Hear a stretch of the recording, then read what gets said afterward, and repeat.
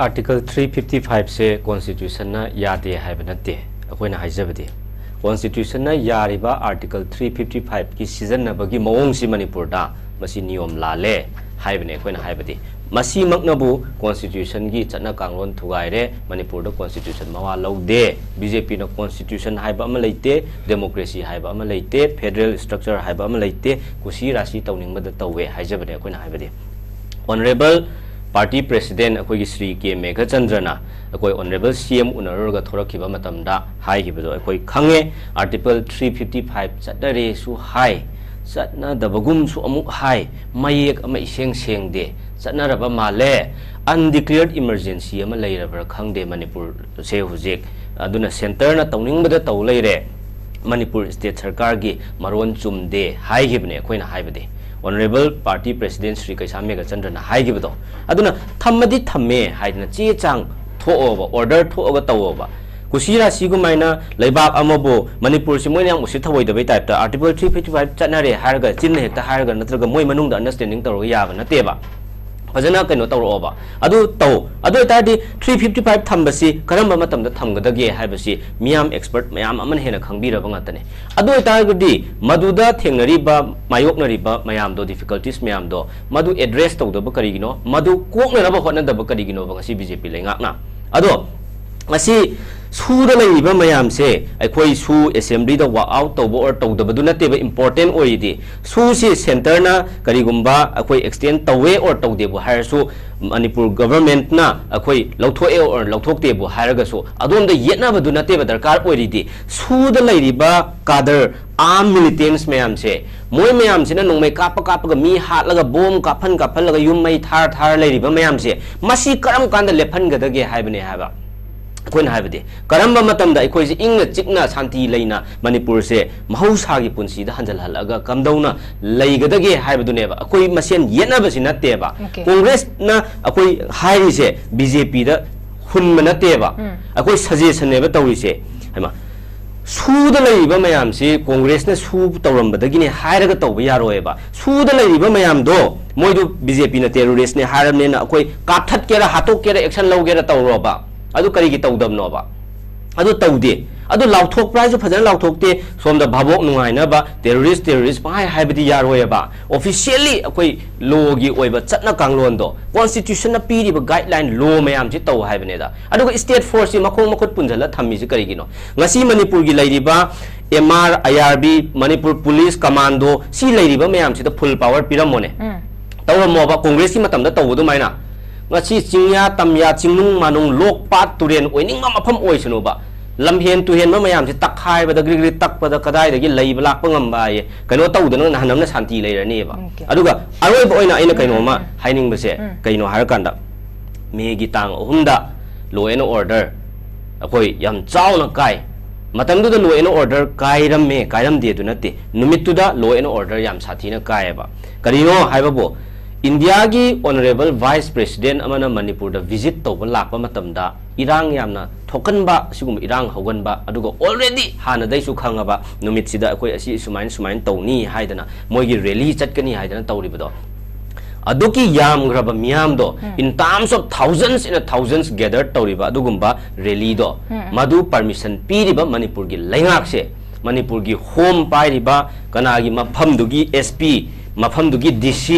मणिपुर की home minister असी मयाम से मसी मोरल रेस्पॉन्सिबिलिटी लौफम थोए निमित तुमक्ता मोइना कइनो तौरगा ngамहौद्रे खल्लगसु मधु इरांग दो आउटब्रेक तौथोखरे खल्लसे अदो डे 3 जुदा तौरगा वीडियो दा करिदा लोइन उरबनेबा मसक ममिंग फोटो कोनना सोफिस्टिकेटेड बन मयाम पाइरगा चटलिबा मयाम दो मफम दो कोर्डोन तौसले हारगा हेक्ता अरेबा सिक्योरिटी फोर्स मयाम से थाजलगा चुराचानपुर हाइसि याम लापा मफम नत्तेबा सिदगी इम्फाल दगी कनो तौरगा बिसेनपुर दगी सो हेनबा सिक्योरिटी फोर्स थाजन बयाइना तौरगा कोइसल लगा लमहेन तु हेनबा कनानोन तौरगा मोइदा हालो तुप्पो हाइबा नते लोगी ओइबा एक्शन खरा लौरे हारगा खुलाई सिंदु कदाइ देनो करिनो ताप मुनले हारगा तौहललंबदा फजन तौरगा मफमदु लैरिबा सिक्योरिटी फोर्सेस स्टेट की लैरिबा सेंट्रल फोर्स लैरिबा मयाम सिगा कंबाइन टीम तौरगा मफमदु तौरगा एक्शन मी यांखै चामा दंग ताप फारगा एक्शन लौखललंबदने नोंगालगा लमहेन तु हेनबा ngamamoyaba adu tauhidabado madu law and order kaiba ko okay yam nungai je daba kinu han bada koi yamna golden opportunity hai batare koi on the floor of the house hujik chathariba session asida parliament da Manipur gi honorable MP Dr. Bimol na koi 16 minutes laibak sigi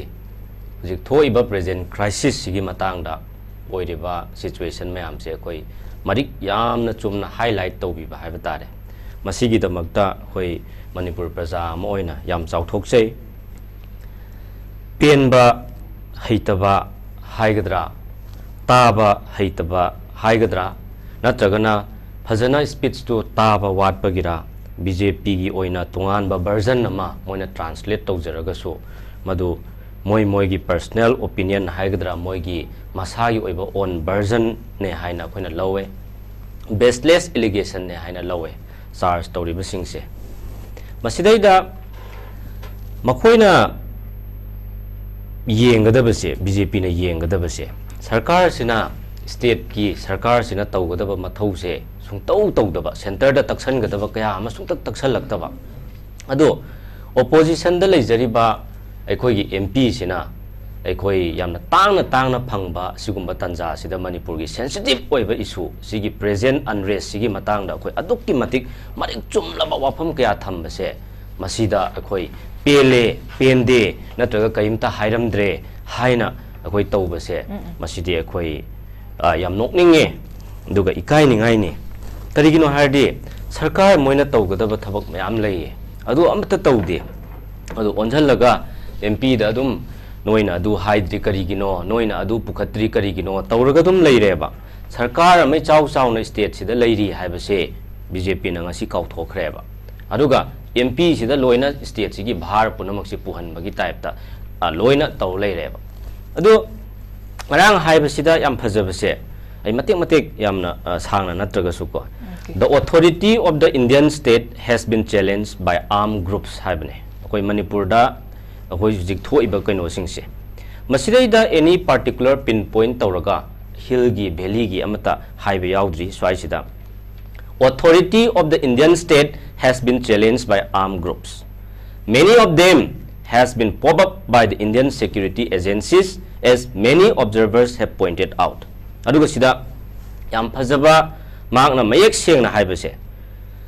khulai paiba kuki lalhauba sing suda leiriba khulai paiba kuki lalhauba sing se masi Indian security force na makoi khaudana yamna koi kari hidden agenda leibadagino makoina sumaina manungda kari benefit phangbagi damakno yamna laibak thiba thodok akoina yengbada yamna mitna ba haiba tarene asigumba mayam ama akoina series of incidents uba phange karino lan khambagi mahutta moina dum maning makha tawhallaga thamba asigumba mayam am leiri asigumba se masi Indian security forces mayam singsina akoi su group ta leiriba kuki arm group mayam se makoi ga sumaina lautuna raga tawra leire haibase asidai da mayek sengna palle adagi magna muk makhata na hai akoi BJP entering into an understanding with them haibadi kuki armed groups under the SU haibane for them to get help to win elections haiba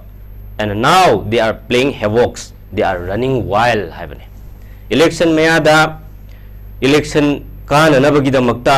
makhoina understanding ama tawnaroga akoi kuki lalhoba khulai paiba su group ta leiriba mayam se masiga understanding ama leinrubadagi ngasi irang si thorakpane haidana mana mayek sengna thamme adagi amuk mahakna haiba se kari haige haibada similarly in the valley areas there are armed groups which has reportedly nurtured by political leadership from your party haiba and this is where you wanted to keep silence you don't want the rest of the country to know about this haiba kaino magna makhata na haibiri si harakanda valley area da leiriba khara armed group khara leire haibaneba armed group khara leire masi kanana nurture tawe haiba matamda by political leadership from your party means BJP chairman du da hai neba BJP na nurture tawba adugumba akhoi gi valley da armed group khara leire haibaneba ojabi mol na haibiri se Asi silence taunanaba hotnarisi karigino India gi atop state praja miyam sina akoi khanghandanaba losallaga thamnaba adum hotnarisi karigino haibaneba. Masi armed group militant group haibane akoi village volunteer haibanate swaise akoi yam clear oiminaseba. Ozabi molna ngarang parliament house da thambigiba akoi valley da su armed group khara leire akoi political party BJP na nurture tawraga thamba adugumba khara leire haibase masi karambano harakanda akoi tongan ba leiriba akoi gi village volunteer adagi ama leiriba mayam sida haibanateba asima akoi mayek sengna seba aduna masdaida akoi lan uhannanaba khulnga iba leibaki damakta leijariba ichilenaw mayamna tumba chaba khangdana leiriba dugumba village volunteer mayam duda congress party bu amadi congress ki MP Ozabi molda lana uhannanaba maitegi mayokta leiba mananaba adugumbagi artha khuhan adugumbagi version do tawbase ekoi tasengna yaningde adu masi sumaina su tawhaningde adu sidaida masai akoi BJP na haibibada core issue khangdaba male akoi JPC tawraga akoi irangsi kamdawna horakpano kamain tawbano thijanse haibasina takpadi Ozabi mol se MP ama oina Manipur gi irang si kamdawna thokibano hujik phawba khangdriba male root ko si haidana haibi ado JPC se kaidobagi damakta semibano kaidobagi damakta semje hairibano magi function sina karino magi power na karino haibase akoi miyam na loina khangbire ado mahakna haibadi JPC form tawraga achum aral kanano investigation fajana thorough investigation ama tawhanse aduga masigi taseng ba root cause se akoina swaida political party amana adagi any political party amana platform da launa raga asine haibaduna yaroeba sarkar gi oiba chap chaba official statement ama conclusion ama finding ama leigadabneba akoina side hekta hairaga yaroeba moigi inquiry commission duna akoi last final da pirakadoriba report sing asigumba mayam adagi JPC semaga akoi somda laaga investigate tawhanse fazana thijal halle harakanda solution purakna ba hotna se lanji athuba matamda loisanna ba karino leibak sida thoibase masi makoi laaga amtungdi yengsanbana masi khwaidagi afaba step ama oigani haidana haibane ba masi irang sigi hawrakpham khangdabagi natte root cause ka asiga aduga amta mari leinade irang si thuna loisanna bagi damakta kamdawna loisan hangadage hujik Manipur da manungda oinari si karino Congress na haisina karino BJP na haisina karino civil society na haisina karino tongan ba political party na haisina karino masi mayam si sum taraga leibana di yaroeba center da leiriba mayam si so aduna ruling amasung opposition ani ge pullaga team ama semaga joint parliamentary committee na Manipur da visit tawbira aga akoi masi fact finding report ama putho akanda masi solution purakpada mateng yam chawna pangani haibaduneba mahakna highlight tawrise adu masi thambasidaida ekoi core issue khangdre hai taragadi madusu yamna achauba false allegation amaneba masidi aduna sigumba mayamse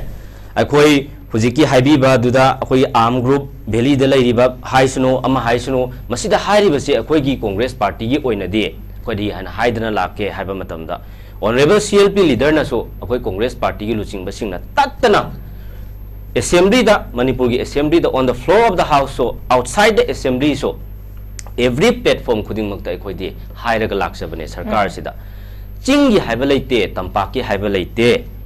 illegal arms mayam possess tawri base disarm tawhanse arukanda peace process ama lakna na bagi achauba mateng oigani haijabane ba koina haibadi particular community amada natagana particular XYZ amada aikoi kanabu target tawraga haiba nateba aikoina haibadi lona yadaba illegal arms possess tawriba aduga sidaida unrest create tawriba leibak sida misi mina thoaliba mayamse masi hill gi haiba leite valley gi haiba leite both side tagi akoi illegal arms mayamse disarm tawhanse haibse akoi haila eba aduna Ozabi molna min tawri sidi akoi amagi wanate Zairaga leiriba khulai mayam se amuktang phajana logi oiba action do chapchana lokhal akanda ꯑꯩꯈꯣꯏ ꯁꯥꯟꯇꯤ ꯄꯨꯔꯛꯅꯅꯕ ꯍꯣꯠꯅꯁꯦ ꯍꯥꯏꯕꯅꯤ ꯑꯗꯨꯒ ꯑꯣꯖꯥ ꯕꯤꯃꯣꯜ ꯃꯁꯥꯅꯁꯨ ꯅꯣꯡꯃꯇ village ꯚꯣꯂꯨꯟꯇꯤꯌꯔꯒꯤ against ꯍꯥꯏꯕ ꯂꯩꯇꯦ ꯀꯣꯡꯒ꯭ꯔꯦꯁ ꯄꯥꯔꯇꯤꯅꯁꯨ ꯍꯥꯏꯕ ꯂꯩꯇꯦ ꯑꯩꯈꯣꯏꯗꯤ ꯇꯠꯇꯅ ꯉꯁꯤ ꯐꯥꯎꯕ ꯂꯥꯎꯔꯒ ꯂꯥꯛꯆꯕꯅꯦ ꯑꯣꯖꯥ ꯕꯤꯃꯣꯜꯅꯁꯨ तोंगान तोंगान प्लेटफॉर्म दा पब्लिक फंक्शन दा मियामना ताबीरंगनी रेकॉर्ड ता लेरंगनी मीडिया हाउस खुदिंगमक्ता करी हाय मसी खुलंगा इबा इसा इशु इचिलिनाव मयामसे मखोगी मराइब करी ओइगदगे मखोगी फ्यूचर करीनो तौरीसी सरकार न करीगुंबा खरा सेंबीदब यारोय सी पुनमक्से लेबाक सिदा लॉ एंड ऑर्डर लेरक्तबदगी लॉ काइथरकबदगी मसी खुलंगापा न थोरा अमिसी करीगिनो law लेरमगबु ngasi paliba manipur gi bjp sarkar sinabu laibak sida law phajana chalairamaba law and order si phajana maintain tawramagabu ngasi gi irang si thoamgadra ngasi thorakpadagi laingak na laibak si laingak pangamaktabadagi akhoi isana isagi laibak ngakjarani na chongthokjara ineba ngasi gi village volunteer myam se akhoi na haijabadi village volunteer thora ibase masi bjp gi sarkar gi asoiba sason dagi ne haijabane makhoina नियम चुमना फजना शांति थम्मे हारगा law and order maintain तौरगा लेबाक चलाइरमबदा लेबाक सी सासन तौरमबदा ngasi सुमाइना मसा मथन खुलंगाप सिंगसी थोकजरा अमोय हाइबने मसी मोगी behalf तने मोयबु नुंसीबगी दमक्तने ngasi कांग्रेस पार्टी ना हाइजरिसे अदुना मसी पुनमक्सी गी नुंगी ओइबा वाहन थोकती करिनो हारकांदा लॉ एंड ऑर्डर से कंप्लीटली ब्रेक डाउन ओरे मणिपुर दा लॉ एंड ऑर्डर लेत्रे ngasi पालिबा बीजेपी सरकार सिना अखोय law and order si completely manghalakpadagi crush tawbadagi tongan tongana masa masana leibak ngakjarakpa mayum ngakjarakpa khun ngakjarakpa mayam thorakpane haibani da aduna hairi se sarkar gi asoibadu bune akoina puthoki se han round so an thamjage nabang kinu jam phasan thambikra khogi core issue se khangdabana te khogi leiriba government sina khogi law and order singa pangamaktabadagi khogi irang se thok pani aduga village volunteer sing su tholok pani aduna khogi joint parliamentary committee ama semba or ruling amadi opposition dagi team ama sema kanda khogi leiriba crisis ge fact finding se thizala kanda khogi solution se purakna bokhona bada mating pangna bagi damak tani haba wafam su thambiri ai core issue ge matang se das rest jam phasana su thambi khrai khogi illegal immigrants core issue she khogi mamang da su tongan tongan ba leaders ina su khogi ethnic conflict tongan tongan ba myam phongdo ki pasu leire thambi dabang kim ge ba opinion Manipur da Manipur gi BJP gi spokesperson na core issue se illegal immigrants cookie narco terrorists adagi poppy plantation thingu badagi illegal encroacher myam taktho ubadagi hairaga sum yaroi kaigino hardi center da leiriba akoi gi honorable prime minister amasung union home minister na pirak pa statement ga Manipur gi BJP gi sarkar gi lairiba singsiga piriba statement singse nongmata amata manade nungtijai gi statement khudingmak tongale aduga version tongan tongan ba leader khudingmak ki magi oiba statement amam lay aduna core issue se akhoida karino haidana congress party da amadi ojabi mol da core issue khangdre haidana blame tobagi mahutta core issue khangba BJP na ngasi chi ama iraga chi macha ma jejet ma pairaga honorable chief minister na Delhi da prime minister Sri Narendra Modi gi manakta ngak phammuraga core issue si sine Manipur da thoiba irang si tawbadagi ni hairiba point makhai do aina sida ira pujara e haidana minute amatang si machet ama pirambada core issue karino na dum khangjara daune ba khanghan gadaba mi da khanghan bioba core issue se congress ta core issue takpi raga leibana laibak sigi irang loisan banga moeba core issue se honorable prime minister hoida amta khanghallo Manipur gi chief minister Sri N Biren na adagi home minister Amit Shah da amtang khanghallo ba moina hairakpana moi masen kangrup ani gi marakta nungai na dabagi misunderstanding leibadagi adugumba thorakpa tension namane hayaba adu somdana amuk kuki terrorist singne hayaba congress party da nongmata kuki terrorist haiba ngamdrigino ngamdriba karigino soft corner lay do adwaida karigino haidana BJP na haibiyaba ado terrorist ama haidana lauthokpa haibase ꯑꯩꯈꯣꯏꯅ ꯅꯠꯇ꯭ꯔꯒ ꯑꯦꯅꯤ XYZ ꯑꯃꯅ ꯍꯥꯏꯒꯗꯕ ꯅꯠꯇꯦ ꯂꯩꯕꯥꯛꯁꯤꯒꯤ home minister ꯂꯩꯔꯤ defence ministry ꯂꯩꯔꯤ ꯃꯣꯏ ꯃꯌꯥꯝꯅ ꯃꯣꯏꯒꯤ ꯏꯟꯇꯦꯂꯤꯖꯦꯟꯁ ꯔꯤꯄꯣꯔꯠ ꯃꯇꯨꯡ ꯏꯟꯅ ꯐꯖꯅ ꯑꯦꯅꯥꯂꯥꯏꯖ ꯇꯧꯔꯕ ꯃꯇꯨꯡꯗ ꯀꯔꯝꯕ ꯑꯣꯔꯒꯅꯥꯏꯖꯦꯁꯟꯕꯨꯅ ꯇꯦꯔꯣꯔꯤꯁꯅꯣ ꯍꯥꯏꯕꯗꯣ BJP सरकारगी मकोक थोंबा लुचिंगबसिंगना हाना अमुक्तंग ऑफिशियल स्टेटमेंट अमा हाना थोअनबिरो अदुकांदा अखोइसु कन्नमतंग लाउगे अखोइना सिदा मणिपुर प्रजा मियामना खुबा खुननबा हराउननबा ngahaki thamoi penanaba अखोइना इमोशनल अत्याचार तौबा यारोय याम ऑफिशियल ओइगदबने लेबाकी इशू हुजिक थोइबसि याम सेंसिटिव ओय अदगी नुमिदांग पुंग तरुक तारकपदगी मपाल थोकपा ngamamdabado ngamamdabado haidana hekta BJP na haibibado ngasidi nuairada ngasidi kari tauri haibado ngasi yam nuaire hanadi numidang wairamgi pung taruk taramdai dagi mapan thokpa yanaramdre mi singse irang phattabana congress ki matamda hairambado ngasidi numidangi pung taruk tokro ayuki pung manga da su nungdhin gi pung tara da su baro da su any time da ikoi manipur gi 80 to 90% से अकोई सोक फंगद्रबने खोंगदाब फंगद्रबने अदुना चटप ngमद्रबने अदुना खेनब अनि से अदोमदा अदुम blame तौरगा लेबे यारोयबा core issue करिनो अखोइदा हंगदब नते लेबाकना खंगदबने लेंगाकना कोर इशू करिनो खंगदबने कोर इशू दो खंगे हाइबा तारगदी स्वाइदा पब्लिक प्लेटफॉर्म दा पब्लिक मीटिंग दा स्टेज दा लावरगा लेदोय सरोक तुमिन्ना मनामनि नाइदबिदा सेंटर दा चटलगा हाइरुगदबने इरांग लोइसननबा होटनाहनगदबने अदुगा सोमदा ऑनरेबल MP डॉक्टर बिमोल ना थम्मिबा फजग्रबा वहाई मयाम दो पेलेगा पेंदेगा करिमता हाइरमेगा हाइरमद्रेगा हाइरिबनेबा असोमदना राज्य सभा की MP दुना कैदौरी रेलवे प्रोजेक्ट की वा ngang लेरी लेबाकसिगी वा अमता ngang अदो करिमता मनामनि नाइदे कैम हाइदे अदो अखोइना हाइजबने कांग्रेस ने सु ngасai ai BJP की स्पोक्सपर्सन ना अखोइदा हाइबिगिबदो पॉइंट याम यामे अदुना ai तेना खरा ai कनो तौजरके अदुना सिदैदा BJP की लैरिबा अखोइगी स्पोक्सपर्सन ना हाइबिबदा करिनो कुकी की सु कांगू से मसी सिदैदा मरु ओइना support तौरिसे कनानो हाइबसे अखोइ खंगमिनगदबनेबा मोईगी MLA तरादो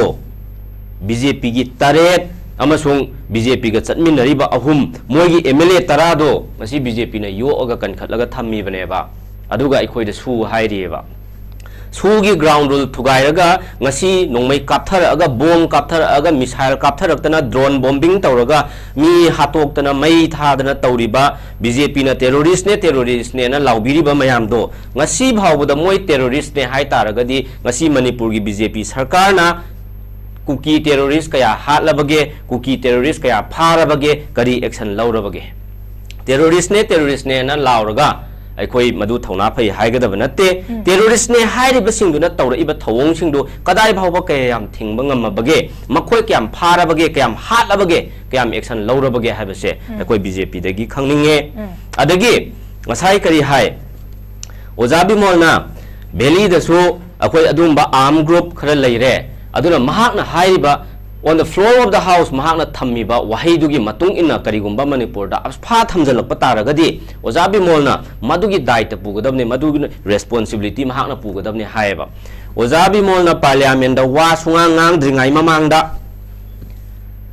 manipur da already 6 police station da 9 police station da akoi armed forces special power act se BJP sarkar sina already impose tawsangrabane ba sigi irang marak sida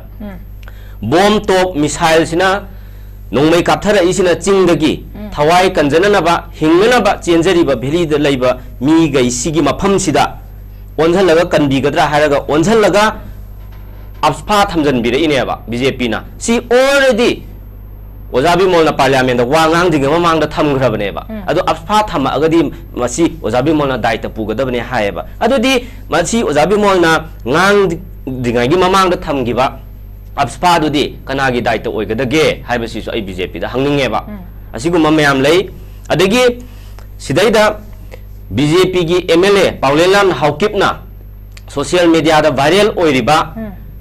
हुजिक लान लोइद्री हुजिक Myanmar दा नोइना अखोइगी मी खरा सिरे हाइदना हराउदना तौरिदो नोइ तुंगो नोई तुम्हम दुदगी हुजिक लोयना तौरकदबगी ngairaga leirabane matam kuidrabane noi haidana hairiba हुजिक वीडियो वायरल ओरिसे BJP MLA Paulelan Haukip si jiri gi incident mamang da su yam pachana anti national oiba anti state oiba adugumba statement kya thamgrabane ba adu si bhawa BJP na kari action laurabage haibase aikoi khangde tumina lei aduga aikoi na su pusala ambane hai yes congress na su pusala me aikoi matam da su sign tawnai adu ngasi BJP na kari gumba su si phatre pamdre haiba taragadi state की cabinet ना अखोई decision लौबा resolution लौबा दु खक नतना अखोई centre दा state की सरकार पूरा ruling सी हुजिक full majority ने पूरा एब्सोल्यूट मेजॉरिटी लेरे हारगा एब्सोल्यूट मेजॉरिटी कमांड तौरगा चटलिबा बीजेपी सरकार अमना मखोई की सेंटर की बीजेपी सरकार लुसिंग बसिंग दुदा अखोई की कैबिनेट डिसीजन असि लौरे लेबा की इंटरेस्ट ता नखोई करी मोट लई नत्रगा मसी याई नत्रगा यादे हाइबदो हाइहल लगतब करी गिनो स्टेट न लौरे हाइरगा मियाम दा हराव हनबगी मओंग दा ड्रामाटाइज तौर थमना यारोएबा मधु कय यामना फॉलो अप लेरबगे मधु प्रैक्टिकली लेबाक सिदा मसी इफेक्टिवली अप्लाई तौरिब्रा इम्प्लीमेंट तौरिब्रा हाइबदो मधु अंडरस्टैंड तौबा अमा मथौ तायबा अदगी ngасai हाइबीबा अमदा येलहोमी ओइगेरा कना ओइगेरा अखोई मणिपुर की येलहोमी ngakpa हाइबसे अखोई पुनमकी दायित्वने हाइबी चुमे याय मजैदा मखाताना हाइबीबदा बीजेपी ना तोआन तोआनबा ग्रुप मयाम अमा ऑर्गेनाइजेशन मयाम अमा अखोई ममिंग मथा पनिंगदबा मयाम अमनने लेबाक nga इसे हाय yes चुमंगनी अदुबु मपुंग ओइबा दायित्वदि लेबाक अमा ngakpa हाइबसे मसी कनागी मथौनो सरकार की मथौ नत्तबरा हाइबने अखोइना हाइबदि इक्वल रेस्पॉन्सिबल लई मोरली अखोई मियोय अमा ओइना लेबाक सिगी सिटीजन अमा ओइना लेबाक सिगी ngakpa हाइबसे अखोई गिसु इथौदांगने तौबदंबु मपुंग ओइबा दायित्वसे सरकार गिने हाइबने अदुना लेबाक सि हुजी ग्रुप तोंगान तोंगान बा कया अमना लेबाक nga aga leiri हाइबनेना सरकार से लेबाक nga पंगमद्रे तोंगान तोंगान बा मिचम प्रजा मियाम ना लेबाक nga aga leire हाइबनेबा अदो इतादि मसीगी सरकार से करी तौननबा लेरिबा सरकार नो हाइबसे अखोई क्वेश्चन हंगनिंगे अदुगा अमना मसाई सिदैदा अखोई करी हाइने करी नो आर्टिकल 355 की मतंग दा हाइफेट अखोई कनो तौबा थेंगनजै अदो लेबाक सिदैदा कई तौगे हाइबबो मणिपुर दा आर्टिकल 355 चलाई रे नत्रगा आर्टिकल असी लौथोखरे नत्रगा मसी इंपोज तौरे हाइबसे मसी चिंद हाइरगा यारोएबा सरकार की ओइबा ऑफिशियल डॉक्यूमेंट रिटर्न ओइबा अम लेगदबनेबा मियामदा थमगदबनेबा अदो आर्टिकल 355 ती अखोई नहनमना कइनो तौखरे कांग्रेस की एमपी दी मसी खंगदबा माले हाइना हाइबीएबा अदो अखोइना हाइनिंगी बीजेपी की पार्टी की मेंबर अमना नत्रगना मखोई की ऑफिस बेरर अमना हेक्ता मधु हाइरगा यागदब नत्तेबा सरकार की मकोक थोंगबा लुचिंगबा अमना हाइगदबनेबा नत्रगा सेंटर न मधु कइनो तौरकदबनेबा मधु करी की तौदे हाइबसे अखोइना कइनो तौनिंगेबा आर्टिकल 355 हाइबसी करम मतमदा तौगनी हाइबा मतमदा एक्सटर्नल एग्रेशन और इंटरनल अखोइगी अदुगुम्बा इनस्टेबिलिटी लेरकांदा स्टेट टू द थ्रेट लाकांदा कइनो तौगदबनेबा मधुना तापदी एक्सटर्नल एग्रेशन लेरे हाइबनेबा अमुकसु हाइसे इंटरनली थ्रेट सु लेरे हाइबनेबा स्टेट द थ्रेट अचौबम पीरे हाइबनेबा हाइरिबा पुनमक्से मसीगी थ्रेट सि लेरे हाइ तारगदी मसी भावबा सरकार सिना कना कना न थ्रेट लेहलिबनो हाइबसिगी मथक्ता करिगी एक्शन लौदबनोबा अदो येमो लॉ एंड ऑर्डर ना यूनियन गवर्नमेंट ना पाइग्रे हाइरे लॉ एंड ऑर्डर ना यूनियन गवर्नमेंट ना पाइग्रे हाइरे अदुगा एडमिनिस्ट्रेटिव एरिया सिना अखोई मणिपुर की चीफ मिनिस्टर ना पाइबने लॉ एंड ऑर्डर दी मंगोन द पावर कइनो तौजद्रे हाइरे मंगोन दे लौथोगा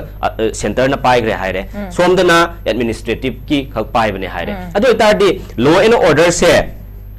लॉ एंड ऑर्डर की पावर लौथोक पीखरबा मिसक अमना लेबाक सिगी होम मिनिस्टर ओइरगा लेबे याब्रा मोरल ग्राउंड दा रेस्पोंड मा मसी पुनमक सिगी दायित्व लौफम थोक्तब्रा मा करिगी रिजाइन तौफम थोक्ते अदगी आइओंदगी शक्ति पुनमक लौथोक पिरगा अखोगी दम्मी की टाइपता अखोगी पपेट अमदौना सेंटर ना फम्मो फम्बा लेपो लेपा असी तौ हाइबा तौबा पुनमक सी येंगगा लेरिबा मणिपुर की चीफ मिनिस्टर सिसो मोरल ग्राउंड अखोई फम थारोफम थोएबा लेबाक की इंटरेस्ट दा अदगी मसी पुनमक से ꯀꯩꯗꯧꯒꯦ ꯍꯥꯏꯕ ꯃꯇꯝꯗ Okay, tabang gi marakta na ji Chief Minister paper habigi matang se personal Honorable Chief Minister da Honorable Chief Minister no ai wahai du da kai ba yaude aina haibadi with due respect akoina haijabadi karino tau haibada yari ba lebak sida thoiba irang se masine haina marik chumna presentation bhaw piba ngamda ba lan loisan hanana ba Prime Minister babu unaga ngamda ba makoina hairiga yabado adubu kari kawe English ta adune aina haidu de ado karino haiba matamda ai kainomta haijage aduna hujik yengo hujik sidaida federal structure ga amta leiba natre Manipur da pura constitution si collapse ne completely breakdown ne leiri se hujik karino tawri si yone Manipur gi chief minister dagi bu ai leiba ki chief minister amana bu aingon dagi sakti punamak lauthok pigre ai di law and order paidre haisibu karino ba nate state amagi head na si haya bram ne da asigumba se akoi ikai ningai ne ba congress ki sarkar oirama ba nahan naman pham thado amani akoi di ikai mandana sigi mai si puraga sum leiba ngammi ba sarkar ne ba congress ki chief minister amaga oirama ba nahan namana center na sumain tawbira aktar gadi mai akoi toktho amani ba akoi party gi oirama gadi madu si yongo aikoina haini ba arthade karino harakanda tawgada ba thabak amta tawde blame tawraga leibigano haibane akoina haibade nate aikoina soiramba phaniam leiramba yare yes line amada aikoi accept tawge ba ado aikoi gi soiramba khudingma natraga aikoina miyamna haihanningbada aikoina chithaw ba nanda hoba bu leirebu khallase appreciate tawba haitaba singna madu pendrebu khallase ado itaragadi sarkar ama ichau chauna di leiridana moina amtang chatlaga pulap hairuba kaidoge me ado karigino ba ngasi ba haiba ngamdabase sidaida Pangai chatlaga reception tawhandoi saro kangla tombi a sekmai lalaga somda kangpokpi da tawhalubna phayeba Churachandpur dagi leiba ki interest ta common interest ta wanganga agadi akoi appreciate tawni ba khanga bokta adagi pangai da reception program tawhalaga tawraga leiba ki wangang bana yarhoyeba asomdagi amta chatla ngango oba asigumba mayam leyeba okay aduna haiba punam hoi ai matam kitang yaram gini da mini amani yaram gini da adagi yengo akoi sidaida opposition ruling hunabagi wanate sumun hunade akoi haibam thokpadune harise haibam thokpa haibada hunai hairagadi akoi kaimta haidabida tumin layo haibneba ado akoi tumin laibadi ngamoi yamna responsible oiba adugumba leibaki khanba yamna constructive opposition party amane na akoi haineba adum haineba ado hairiba mayamse core issue khangbiba BJP na ngasi core issue gi matang da center da kari thambiba leire adugi paukhum kari pibirakre adagi terrorist ne hairiba laubiriba BJP na masi center na officially amtang terrorist ne na haihan biraktriba ngasi bhawba karigino terrorist oiba taragadi terrorist ki mathakta khut thadriba karigino adu oiba taragadi amukaso aikoi leibak si yamna nungsiba taragadi Manipur gi leiriba state force mayam se masina kaidobagi da makta ngasi leibak thugairiba mayam sida khut thabada masi khananaba hotnabada moida thingino ayat apan pirino ba ana asiguma mayam se state force sida power amta pibidraba mogi power punamak se aikoi sis tawsalaga thammaba lan tawra asu mi kapa asu mi hala asu karimta tawba ngamdraba sum uchup yungbadongna yungaga lehalisi kanagumba amagi order natraba moidagi power punamuk lawthok pirise masi akoi di nungai jade state force free hand pire harakanda moida full power pisalaga mathaw amtang tawhalakanda ne masi kanana lamhen bangamno yengseba okay punamak si lamhen tuel halaga leirise masi yariba state sigi sarkar si masina leibak phaniam nungsibagi mawongda wa ngang bataraga so manungda hotrong hoi haibane koina haijari se aduna asigumba mayam se ai amuktanga haijarake kaino se matam adum haibiro yengbiyo ngasai haijiba mamanduga ai gi siga kwa adum yengbiyo kwa yongo akoi singpa turel yamna nungsiba environment akoi gi forest yamna protect tawba akoi gi poppy cultivation gi mayok ta yamna leiriba BJP sarkar se akoi su appreciate tawe Manipur gi tungi damaktane poppy cultivation thingba haibasibu Congress party na karamba matamda yadaba leibage su abrogate tawse na haibado akoi on the floor of the house akoi punamak su yadana kaino tawrido akoi su si lawthok se haibada yari ba natraba अखोई लोइन support तौरिम नत्रबा मदो हाय वा आउट तौबदुदी अखोई करिनो अदु सोई हाइजे के हाइबिरामने आई हाइगे वा आउट तौबा ना हाय हेक्ता हायबा लेबाक की इंटरेस्ट ता लेबाक की इरांग सिगी मतंग दा करिगुंबा खरा खना नैना सेना मदु पुखतबा मतमदा मदु ओइना खनसे हायबा मतमदा यादबनेबा अदो तारदी लेबाक की दमकता खनरोइदबो ओइतारगदी अतोपदुदी हुजिक फॉर द टाइम बीइंग हुजिक थोइबा थौदोक वाथोक पुनमक्सिगदी कंपेयर तरुबा मतमदा लेबाक की हुजिक प्रेजेंट क्राइसिस सिदगी हेना मरु ओइबा अमा लेते हाइदना अखोई डेमोक्रेटिकली डेमोक्रेसी की मचतनेबा अदो मदु अखोई वा आउट तौबगी अदु वा आउट तौरे और तौदेगी वा नते अखोई सु एब्रोगेट तौबुदा अखोई अदुम याय हाइसिने अखोई दा याबो और यादबदुदा ब्लेम तौबगी सरुकपुदे सुजी पूरा कंप्लीटली लौथोए नत्रग लौथोकते हाइबसे सेंटर की होम मिनिस्ट्री दगी चे मा अखोई प्रजा मियाम मांगदा अमतंग उटपियो हाइबने अखोइन हाइबदे अदो अइ नसाइ हाइगे तौजरमबदो अइ लोइसनजगे कैनोसे यामना नुंसीबा पॉपी कल्टिवेशन की मायोक्ता यामना लैबा चिंग पात तुरेन एनवायरनमेंट फॉरेस्ट यामना कनबा बीजेपी सरकार की मतमदा 2017 दगी 2022 भावसे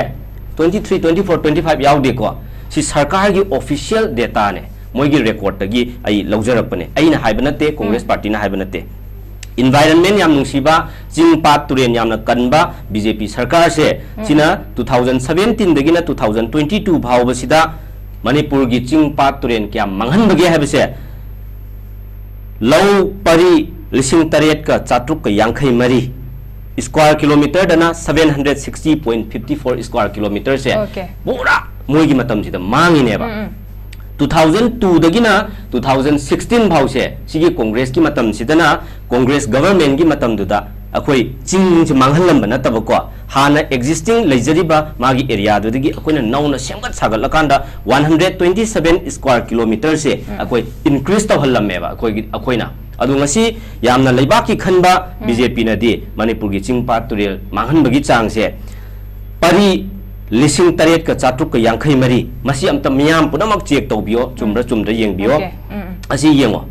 1 स्क्वायर किलोमीटर हाइबसे मसी येंगो 760.54 स्क्वायर किलोमीटर मांगहलअबनेबा अदुगा सोमदना चिंदना स्टेजना लेबाक की चिंगपात तुरेन याम कनबा यामना प्रोटेक्ट तौबनेबा सारिसे मसी खेनबा अनिसे आई सुम इचम चमना अमतंग लोइसलपदा पिरमगे हाइजनिंग बने